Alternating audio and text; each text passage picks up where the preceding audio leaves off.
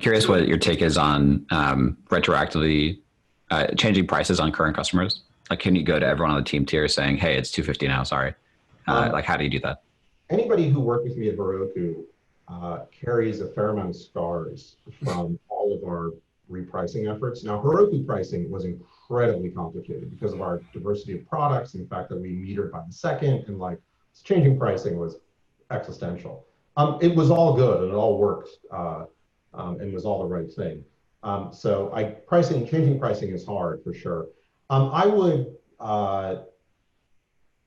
for your free users, I would, or for your startup users, I would potentially look at foregoing that revenue if it wasn't so bad. And for team, you grandfather people in. One of the key things about when you make pricing changes is to make sure. I did a little work with GitHub about a year ago, 2 years ago, and like they didn't do this, and it was slightly chaotic. They subsequently cleaned things up.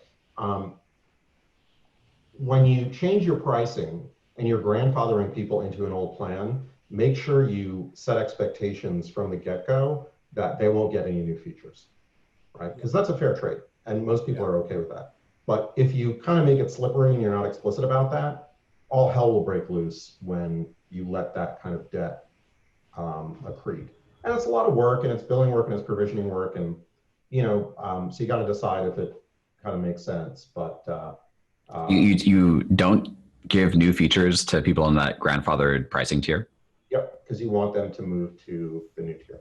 So like if they're getting a deal, unless it's more expensive, then obviously you want to give them, if you're lowering prices, then you give them the benefit of that. Well, if all of a sudden you change team to $200 a month instead of $100 a month, I would strongly recommend you do that in concert with some additional capability. And then everybody who's grandfathered say, great, you're grandfathered for the next year or whatever. And, but you're not getting any of the new features, which is, again, in my experience, a very reasonable trade-off. So they have incentive to upgrade, and they don't feel like this is, just, there isn't any kind of appropriate exchange in value. Yeah, it's interesting. When you said that, there's a couple of features that we're working on that just popped into my mind immediately of like, oh, these are so big that these could be, either one of these or both of these could be like things that you could tie that to potentially.